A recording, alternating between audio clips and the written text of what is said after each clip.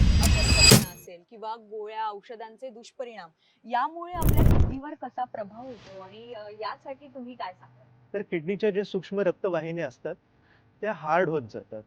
Kidney रोग फार वाढतोय तर याचं कारण काय असावं? कारण लोकांचं आजकाल लेट उठणं, ब्लड प्रेशर वाढणं, कोलेस्ट्रॉल वाढणं किंवा बीपी अनियंत्रित होणं, हे सगळ्यांचं कुठेतरी इम्पॅक्ट किडनींवर पडत असतो. किडनी फेल होण्याचं कारण? तर किडनी फेल होण्यामागे कारण म्हणजे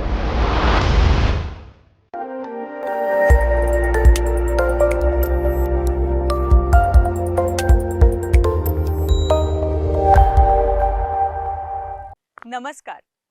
जसा झेड हा इंग्रजी वर्णमालेतला शेवटचा अक्षर तसं एने सुरुवात होते. आपल्या आयुष्यात अनेक समस्या येतात आणि त्यातली महत्वाची समस्या म्हणजे किडनी. जर किडनीवरती प्रभाव झाला तर योग्य वेळी आपण तज्ज्ञांचा सल्ला घेणं खूप महत्वाचं असतं, जेणेकरून आपण आपलं आयुष्य निरोगी आणि आनंदी जगू शकू.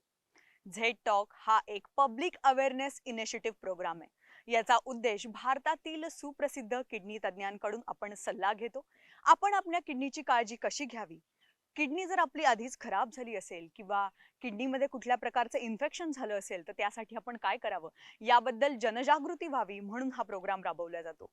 हाय, hello, good morning. This is अँकर विदुला आणि मी तुम्हा सर्वांचं पुनश्च एकदा झेड टॉक मध्ये स्वागत करते. आजच्या या झेड टॉक सिरीज मध्ये आपण भेटणार आहोत नागपूरमधील सुप्रसिद्ध किडनी तज्ञ डॉक्टर पियुष किमतकर. द नेफ्रोलॉजिस्ट सोसायटीचे ते अध्यक्ष आहेत. Hello doctor, good morning. Good morning. हाय डॉक्टर. असं म्हणतात की किडनीसाठी चालणं फार महत्वाचं असतं, तर या टॉक शोची सुरुवात आपण चालत चालतच करूया. नक्की. डॉक्टर, खऱ्या अर्थाने तुम्ही तुमच्या रुग्णांसाठी एक रोल मॉडेल आहात, तर तुम्ही तुमच्या आरोग्यासाठी काय करता? माझी दिवसाची सुरुवात 4:30 पासून होत असते. 4:30 पासून उठून मेडिटेशन, प्राणायाम आणि व्यायाम असं हे मी नियमितपणे करत असतो. त्याचबरोबर डेली 20 ते 30 मिनटं डेव्हलपमेंटल बुक्स हे वाचणं हा माझा छंद आहे. तर शारीरिकरित्या आणि मानसिकरित्या दोन्ही दोन्ही गोष्टींची हेल्थ मी बाळगत असतो. खऱ्या अर्थाने आता तुम्ही म्हणालात की शारीरिक आपण हेल्थ तर बघितलीच ये पाहिजे, पण मानसिक स्वास्थ्य पण तितकंच महत्त्वाचं आहे. डॉक्टर पियुष, खरं तर हा शो सुरू केला आहे आपण आणि माझा पहिला प्रश्न तुम्हाला असा असेल की आपल्या शरीरामध्ये किडनीची भूमिका काय आहे आणि किडनी फेल होण्याची कारणं काय असतात, आणि हल्लीच्या काळात आपण बघतोय की किडनीचे आजार फार वाढले, तर याची कारणं काय असावी? योग्य प्रश्न आहे. बरेच लोकांना हार्ट, मेंदू, लिव्हर याबद्दल सजगता असते, पण किडनी बाबतीतली जास्त माहिती अजूनही बरेच लोकांना नाही आहे. किडनी हा शरीरातला एक खूप प्रमुख ऑर्गन आहे. आपल्या शरीरात जे काही वेस्ट किंवा विष किंवा टॉक्सिन्स जे काही निर्माण होतं, ती किडनी त्याला फिल्टर करण्याचं काम करत असते लघवीद्वारे. तर हा प्रमुख कार्य आहे किडनीचं. त्याप्रमाणेच शरीरातले क्षार, शरीरातलं पाणी यांचं संतुलन, तसंच कॅल्शियम आणि फॉस्फरस यांचं संतुलन, तसंच रक्तातलं हिमोग्लोबिन किंवा लाली जी म्हटल्या जाते त्याचं संतुलन, हे सगळं काम किडनी किंवा मूत्रपिंडाद्वारे केलं जातं. आणि सर्वात महत्त्वाचं म्हणजे किडनी फेल का होतीये, सर्वात जास्त ते एक महत्त्वाचं कारण आहे. किडनी फेल होण्याचं कारण? तर किडनी फेल होण्यामागे कारणामध्ये असं आहे की अनियंत्रित ब्लड प्रेशर, अनियंत्रित डायबिटीज म्हणजे ब्लड शुगर, आणि त्याचप्रमाणे काही टॉक्झिन्स किंवा काही विष जे किडनीच्या मेम्ब्रेन्सला अफेक्ट करू शकतात, हे प्रमुख कारणे आहेत. तर मला असं वाटतं की लोकांना जर याची जागृती असली की नियंत्रण शुगरचं आणि ब्लड प्रेशर आणि आपण जे काही वापरतो दैनंदिन जीवनात, ते खाण्यापिण्याच्या स्वरूपात असो, कॉस्मेटिक्सच्या स्वरूपात असो, हे याचं कुठे ना कुठे इम्पॅक्ट किडनींवर पडत असतो, जर ते योग्य प्रमाणात किंवा योग्य सल्ल्यांनी जर घेतलेलं नसेल तर. आणि महत्त्वाचा मुद्दा हा की हल्लीच्या काळामध्ये किडनी रोग फार वाढतोय, तर याचं कारण काय असावं? एक तर म्हणजे चुकीची जीवनशैली मी सांगू इच्छितो. कारण लोकांचं आजकाल लेट उठणं हे कॉमन झालेलं आहे. त्याप्रमाणे लठ्ठपणा, व्यायामाला कमी वेळ मिळतो, जेवण बाहेरचं होतं, लेट नाईट जेवणं होतात. हे सगळ्यांमुळे ते स्थूलपणा, मेटाबॉलिक सिंड्रोम ज्याच्यामध्ये शरीरातले ब्लड प्रेशर वाढणं, कोलेस्ट्रॉल वाढणं किंवा बीपी अनियंत्रित होणं, हे सगळ्यांचं कुठेतरी इम्पॅक्ट किडनींवर पडत असतो. तर एक जीवनशैली हा एक प्रमुख कारण आहे. दुसरी गोष्ट याचं निदान किडनीचे जे लक्षण आहेत बरेचदा उशिरा येतात. त्यामुळे याचं जे निदान आहे ते पण उशिरा होतं कारण स्वतःहून सेल्फ टेस्ट करण्यात अजूनही तेवढी सजगता नाही आहे लोकांमध्ये. मला हे वाटतं की हे प्रमुख कारण असायला पाहिजे. खरंच जसं तुम्ही आता म्हणालात, की सकाळचं उठणं, व्यायाम करणं आणि आपली जीवनशैली ही खूप महत्त्वाची असते. डॉक्टर आत्ता आपली चर्चा चालूच आहे, पण किडनी रोगाची मुख्य कारणं आपण सांगितली, पण किडनी रोग किती प्रकारचे असू शकतात?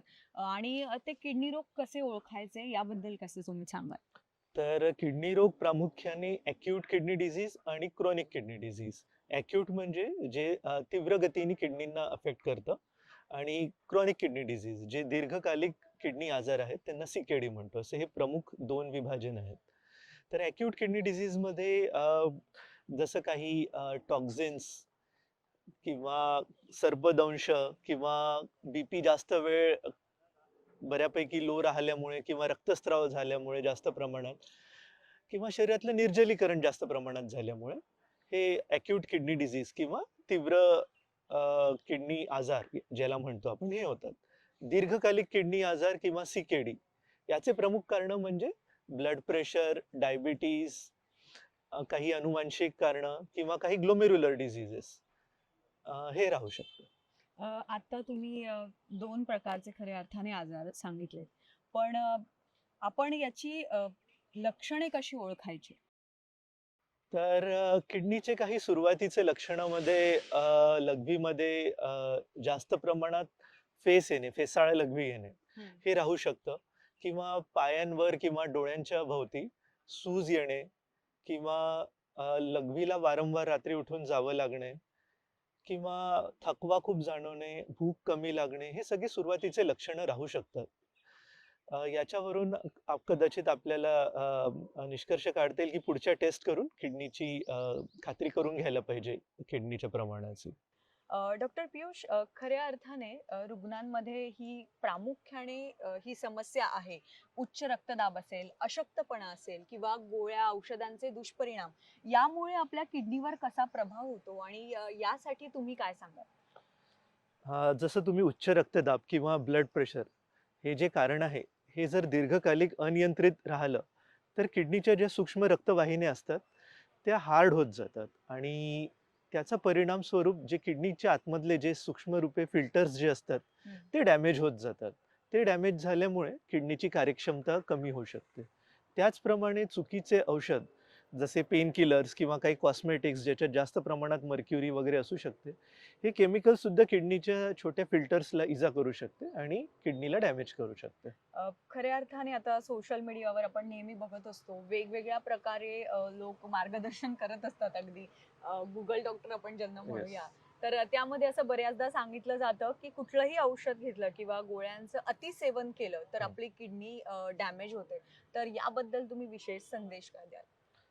तर मी म्हणणार की तुमचे जे डॉक्टर आहे, ते तुमचे खरे केअरटेकर आहेत. Googleमध्ये एक जनरल इन्फॉर्मेशन असते. ती पेशंट स्पेसिफिक नसते. पेशंटचं जीवनशैली किंवा त्यांची बॉडी हॅबिट यानुसार जे डॉक्टर सल्ला देतात, तसं Googleप्रमाणे कस्टमाइज्ड प्लॅन नसतो तिकडे. ते एक जनरलाइज्ड प्लॅन दिलेला जातो आणि ते प्रत्येकालाच सूट होईल, प्रत्येक किडनीच्या पेशंटला असं नाही आहे. त्याचप्रमाणे गोळ्यांचं अतिसेवन, एस्पेशली पेन किलर ज्या गोळ्या असतात, त्या विशेष करून आणि काही प्रमाणात जे ॲसिडिटीसाठी नियमितपणे ज्या गोळ्या खाल्ल्या जातात, त्या पण खास करून किडनीला इजा करू शकतात. त्याचप्रमाणे मी कॉस्मेटिक्स हा प्रामुख्याने शब्द वापरतो, कारण याच्यामध्ये मर्क्युरीची लेव्हल बरेचदा जास्त राहू शकते. तर त्याचं प्रमाण जास्त राहिल्याने सुद्धा डायरेक्टली किडनींवर परिणाम पडू शकतो. कॉस्मॅटिक्स तुम्ही म्हणालात खऱ्या अर्थाने आता आणि कॉस्मॅटिक हा स्त्रियांच्या आवडतीचा विषय आहे. तर याच्यासाठी विशेष आपण कुठल्या अशा प्रॉडक्टमध्ये काही कंटेंट बघून घ्यायला हवेत का? कुठल्याही स्त्रीने कुठलेही प्रॉडक्ट विकत घेताना किंवा कुठली काळजी घेतली पाहिजे? तर सगळ्यात पहिले तर हे जे काही प्रॉडक्ट्स असतात, हे डॉक्टरांच्या सल्ल्यानेच घेतलेले पाहिजे.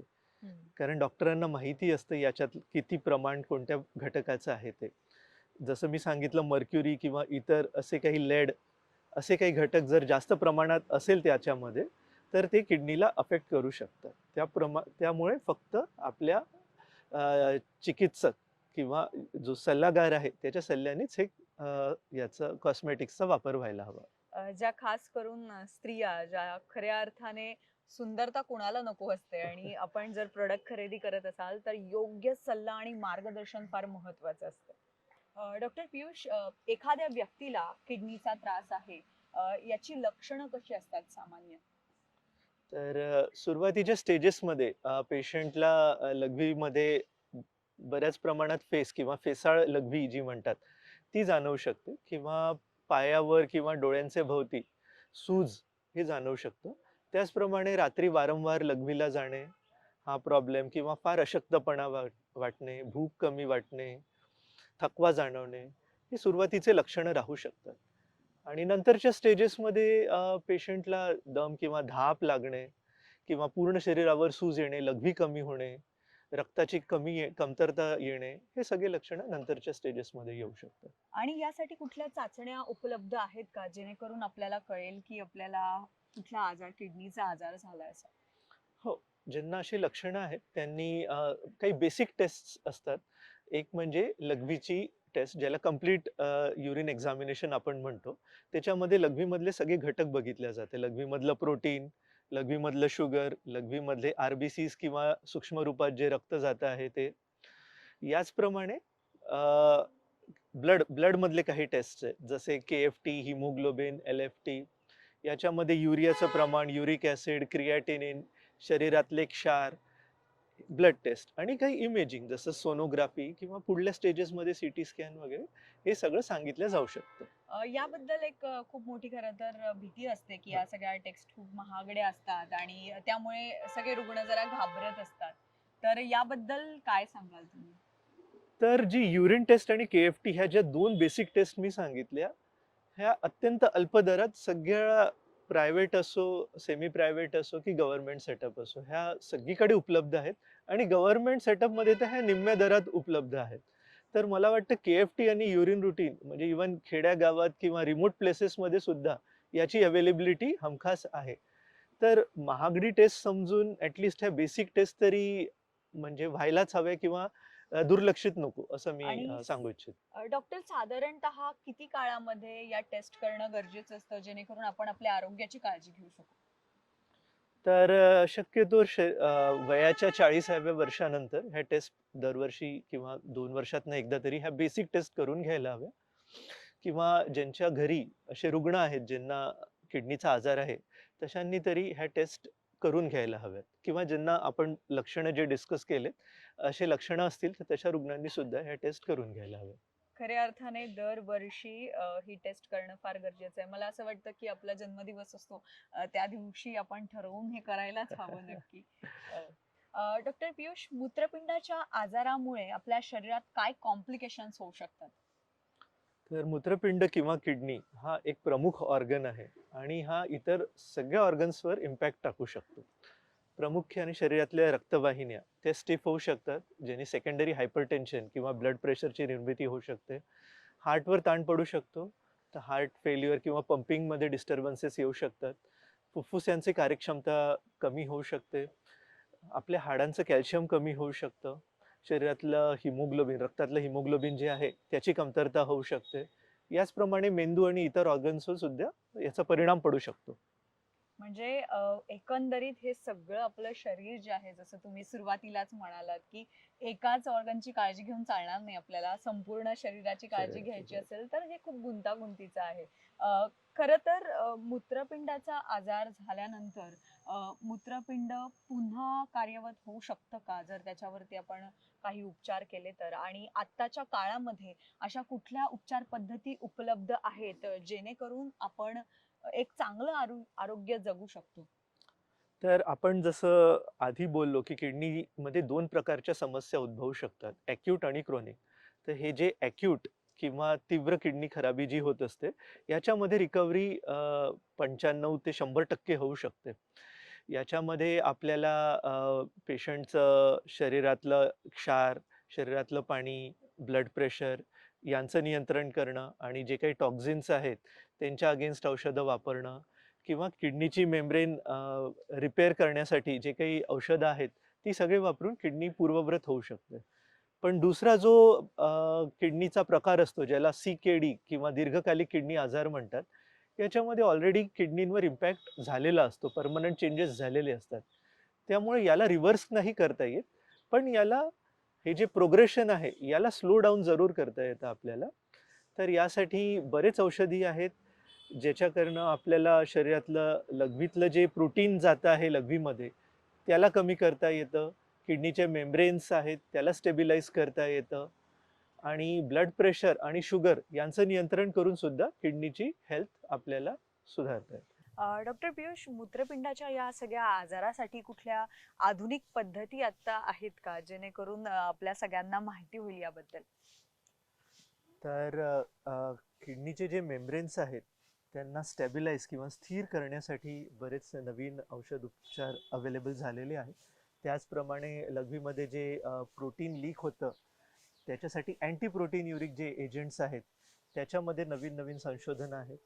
त्याचप्रमाणे ऑटोइम्यून आजार आहे जसं SLE, तर याच्यामध्ये जे इम्युनोसप्रेसिव्ह उपचार पद्धती जी वापरल्या जाते, त्याच्यामध्ये सुद्धा नवीन नवीन संशोधनं आणि नवीन नवीन औषध उपचार अवेलेबल आहेत. खरं तर आता AI चा काळ आहे असं म्हणतात, आर्टिफिशियल इंटेलिजन्स. तर याचा कसा रोल आहे या सगळ्या प्रक्रियेमध्ये?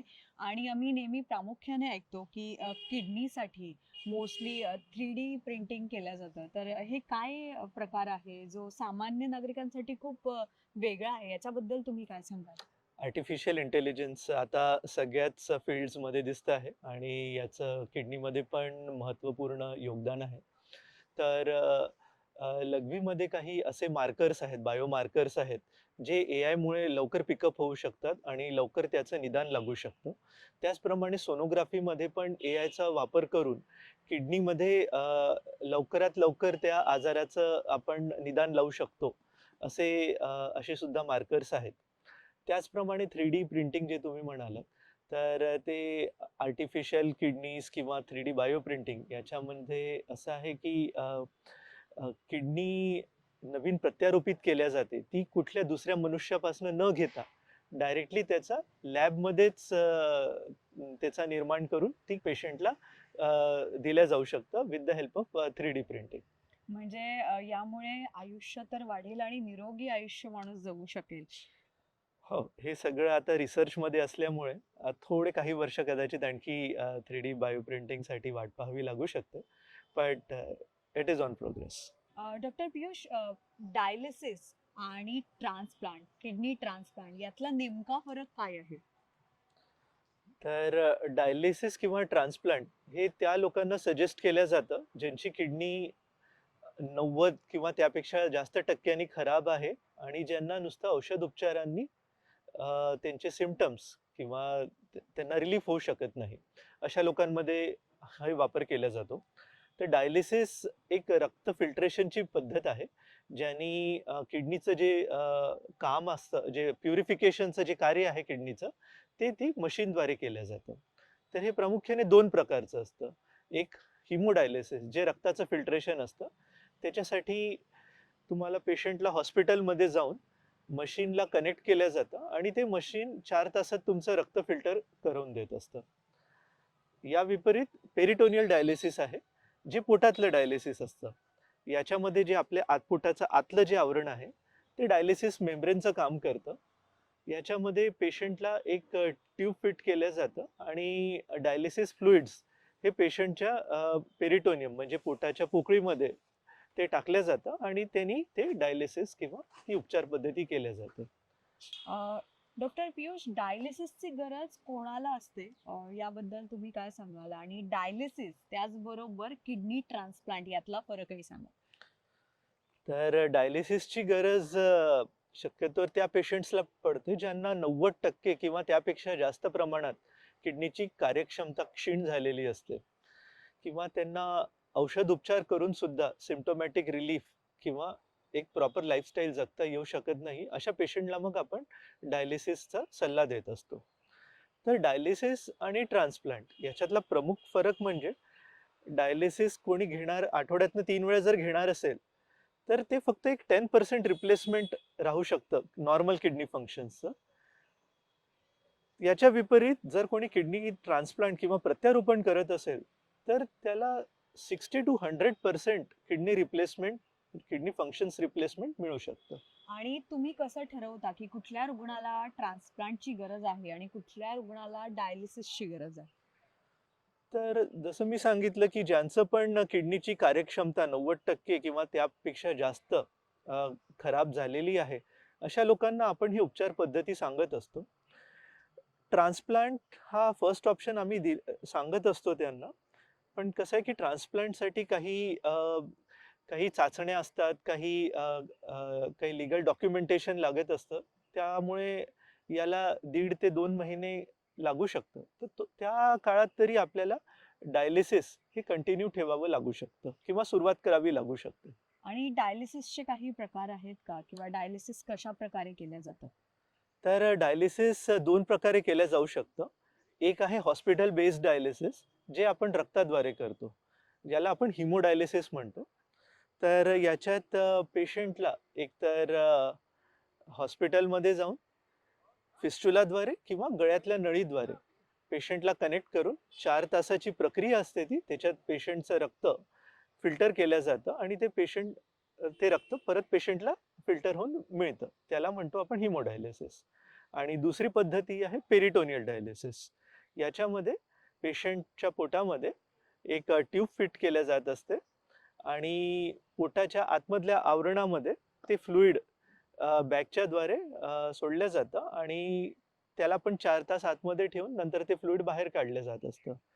तर ही जी उपचार पद्धती आहे, ही आपल्याला घरी सुद्धा करता येते. त्याचा ॲडव्हांटेज हाच आहे, की जे सेंटरपर्यंत येऊ शकत नाही किंवा ज्यांच्या रक्तवाहिन्यांमध्ये जास्त प्रमाणात प्रॉब्लेम झालेला आहे आणि ज्यांना मशीनशी कनेक्ट करता येत नाही, तर अशा लोकांसाठी सुद्धा किंवा अनस्टेबल बीपी ज्यांचं असेल, त्यांना सुद्धा हा पेरिटोनियल डायलिसिस किंवा पोटातलं डायलिसिस उपयोगी पडू शकतं. खरं तर सगळ्यांमध्ये हा प्रश्न असतो की डायलिसिस सुरू झालं म्हणजे आता माझं जीवन संपलं. तर डायलिसिस चालू असताना आपलं जीवन कसं असतं साधारण? तर आमच्या इन्स्टिट्यूटमध्ये जे डायलिसिसचे पेशंट आहेत, ते सगळे यंग वर्कफोर्सचे पण आहेत आणि ओल्ड एज असे पण आहेत. तर जे म्हणजे दिवसभर काम करून सायंकाळच्या शिफ्टला डायलिसिस घेऊन जातात किंवा सकाळी डायलिसिस करून नंतर आपल्या जॉबला जातात, असे लोकं आहेत. आणि जे 10-10 वर्ष किंवा 15-15 वर्ष झालेले आहेत, असे सुद्धा पेशंट आहेत जे डायलिसिसवर नियमितपणे आपली जीवनशैली सुरळीतपणे चालू ठेवतात ते. डॉक्टर पियुष, किडनी ट्रान्सप्लांट हा खूप महत्त्वाचा मुद्दा आहे. याची काय गाईडलाईन्स आहेत आणि असं बऱ्याचदा होतं की रुग्णांना खूप दीर्घकाळ वेटिंगवर राहावं लागतं किडनी ट्रान्सप्लांटसाठी. तर याबद्दल काय तुम्ही सांगाल? तर किडनी ट्रान्सप्लांट प्रामुख्याने 2 प्रकारचे असतात. एक असतं लिव्हिंग किडनी डोनर ट्रान्सप्लांट, ज्याच्यामध्ये सजीव व्यक्तीकडनं आपण किडनी घेत असतो आणि दुसरं आहे कॅडाव्हरिक किडनी ट्रान्सप्लांट, ज्याच्यामध्ये मेंदूमृत पेशंट जो व्हेंटिलेटरवर काही काळ आपण त्याला सर्क्युलेशन त्याचं मेंटेन करू शकतो, बीपी मेंटेन करू शकतो, अशा व्यक्तींकडनं घेतलेली किडनी. तर हा जो सजीव किडनी ट्रान्सप्लांट जो आहे, याच्यामध्ये जास्त वेळ युजुअली नाही लागत असतो. कारण याच्यामध्ये डोनर जो आहे त्याचे फिटनेसेस आणि जो रेसिपियंट आहे त्याचे फिटनेसेस हे महिन्या दीड महिन्यात हे आपण सगळे करू शकतो. त्याच्या व्यतिरिक्त जे काही लीगल डॉक्युमेंटेशन आहे हे सगळं करून महिन्या दीड महिन्यात आपण ही प्रक्रिया करू शकतो. जे कॅडाव्हरिक किडनी ट्रान्सप्लांटेशन आहे त्याच्यामध्ये वेटिंग असल्यामुळे याला वेळ लागू शकतो. कारण मेंदूमृत व्यक्तीचं जेव्हा झोनल ट्रान्सप्लांट सेंटरकडनं त्याचं माहिती दर्शविल्या जाते, की इकडे इकडे ह्या ह्या हॉस्पिटलमध्ये असा असा पेशंट आहे. मग ते वेटिंग लिस्टनुसार पेशंट्स लोकांना किडनी मिळत असते. तर ह्या प्रक्रियेमध्ये कधी कधी वेळ लागत असतो. दुसरा तुमचा जो प्रश्न आहे की यात नवीन गाईडलाईन्स काय आहे, तर गाईडलाईन्स प्रमाणे जे सजीव किडनी दाता जो आहे तो फर्स्ट डिग्री फॅमिली मेंबर असायला पाहिजे. म्हणजे पॅरेंट्स किंवा ग्रँडपेरेंट्स किंवा सिबलिंग्स किंवा स्पाऊस असे व्यक्तीच किंवा किड्स असे व्यक्तीच किडनी दाता राहू शकतात. हम्म. परत आधी जी वयोगटाची लिमिट होती 65 वर्षाची ती सुद्धा आता नवीन गाईडलाईन्स प्रमाणे ती सुद्धा निघालेली आहे. तर जर डोनर किंवा दाता जो आहे तो जर फिट असेल तर इवन अबोव 65 इयर्स एज सुद्धा आपण त्याला कन्सिडर करू शकतो ॲज अ किडनी डोनर म्हणून. आणि महत्वाचा मुद्दा जसा तुम्ही म्हणालात की वेटिंगसाठी बरेचसे रुग्ण असतात. तर कशा पद्धतीने ठरवलं जातं की कुणाला आधी गरज आहे या किडनीची? तर याला आपण रजिस्ट्री एक मेंटेन करत असतो. त्याच्यामध्ये जेही पेशंट डायलिसिस ज्यांचं सुरू झालेलं आहे, अशा पेशंटला आपण गाईडन्स किंवा काउन्सिलिंग करत असतो आणि त्यांची जर संमती असेल, तर आपण त्यांना त्या रजिस्ट्रीमध्ये इन्व्हॉल्व करत असतो. तर ते रजिस्ट्रेशन नंबरनुसार त्यांना ती वेटिंग लिस्ट अलॉट केल्या जात असते. ॲडिशनली जसे काही पेडियाट्रिक पेशंट असेल, तर त्यांना त्यांना एक स्कोर दिला जातो. त्या स्कोरमुळे त्यांना हायर पोझिशन मिळू शकते किंवा ज्यांची किडनी दुसरं किंवा तिसऱ्या प्रत्यारोपण आहे, अशा लोकांना वरची पोझिशन मिळू शकते त्या स्कोरिंगमुळे किंवा जे सेन्सिटाइज्ड पेशंट आहे, की ज्यांना ब्लड मिळाल्यामुळे किंवा आधी किडनी दान झाल्यामुळे त्यांच्या शरीरात काही असे तत्व झाले आहेत, की ते नवीन किडनीला प्रॉब्लेम करू शकतात. अशा पेशंट जे सेन्सिटाइज्ड पेशंट आहे, अशांना सुद्धा त्या स्कोरिंगनुसार हायर पोझिशन दिल्या जाऊ शकतं, जेणेकरून त्यांना अगोदर अलॉटमेंट होऊ शकतं. खरं तर हा खूप महत्त्वाचा मुद्दा तुम्ही सांगितलात, कारण याबद्दल बऱ्याच लोकांना शंका आहे की नक्की कोणाला किडनी दिल्या जाते किंवा वेटिंग बद्दल याबद्दल पण तुम्ही खूप विस्तृत माहिती दिली डॉक्टर. खरं तर महत्त्वाचा मुद्दा राहिलाच तो म्हणजे असा की कुणाला जर किडनीचे काही लक्षणं दिसत असतील किंवा त्यांना तुम्हाला भेटायचं असेल तर नक्की त्यांनी तुम्हाला कुठे येऊन भेट द्यावी? तर ज्याही रुग्णांना असे काही सिम्प्टम्स असतील किंवा लक्षणं असतील, की हातापायावर सूज येणे, अशक्तपणा वाटणे, त्याची कमतरता जाणवणे किंवा भूक नाही लागणे किंवा लघवीची कमतरता असणे, धाप लागणे, असे काही लक्षणं असतील किंवा ज्यांच्या घरी किडनीचे रुग्ण असतील किंवा ब्लड प्रेशर आणि डायबिटीज दीर्घकाळापासून असेल, अशा पेशंट्सनी किडनी संदर्भात तपासणी करायला हवी आणि किडनीच्या योग्य चिकित्सकाकडनं परामर्श किंवा सल्ला घ्यायला हवा. मला भेटायचं असल्यास मी नागपुरात Kimmatkar kidney care and blood pressure clinic हे OPD मी सक्करदरा एरियामध्ये रन करत असतो. कोणीही रुग्णाला भेटायचं असल्यास ते मला तिकडे संपर्क करू शकतो.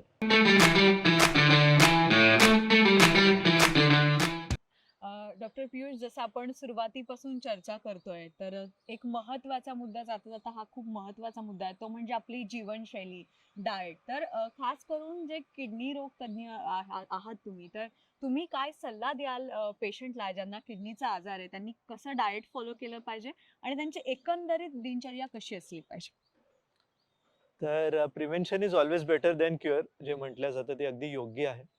आपण आपल्या जीवनशैली आणि आहार पद्धतीद्वारे बऱ्यापैकी आजाराला आपण कंट्रोल ठेवू शकतो किंवा आजार उद्भवणार नाही याची सुद्धा आपण काळजी घेऊ शकतो. तर सगळ्यात प्रामुख्याने तर असं आहे की जे काही मार्केटमध्ये प्रोसेस फूड्स मिळतात, फास्ट फूड, प्रोसेस फूड्स, ज्यांना जेवढं टाळता येईल तेवढं टाळायला पाहिजे. कारण हे किडनीसाठी हार्ड समजलं जातं. त्याचप्रमाणे कमी मिठाचं, लो सोडियम डाएट्स हे नेहमी फॉलो करायला पाहिजे. ते आजकाल बरेच हेल्थ ड्रिंक्स आहेत जे सांगतात की ते नॉन शुगरी आहेत किंवा नो सॉल्ट बेस्ड आहेत. पण अल्टिमेटली सगळ्यांमध्ये प्रिझर्वेटिव्हज किंवा जास्त प्रमाणात सॉल्ट, शुगर याचा एलिमेंट राहू शकतो. तर असे प्रकार टाळायला पाहिजे. नियमितपणे व्यायाम करायला पाहिजे. व्यायामामुळे एकंदरीत ब्लड सर्क्युलेशन इम्प्रूव्हड राहतं बॉडीचं, ते हेल्प करतं. त्याचप्रमाणे स्मोकिंग किंवा अल्कोहोल यांच्यापासून जेवढं दूर राहिलं, ते किडनीसाठी चांगलं राहील.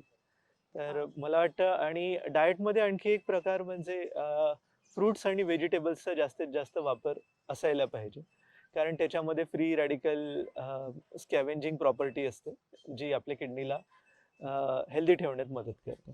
तर सगळेजण ऐकतायत तर हीच महत्त्वाची गोष्ट आहे की नियमित व्यवस्थित डाएट, व्यवस्थित आहार आणि नियमित व्यायाम करणं फार महत्त्वाचं आहे. डॉक्टर, तुमच्यासारखी दिनचर्या नक्की असेल तर यात काही शंका नाही की आमची किडनी ही निरोगीच राहणार.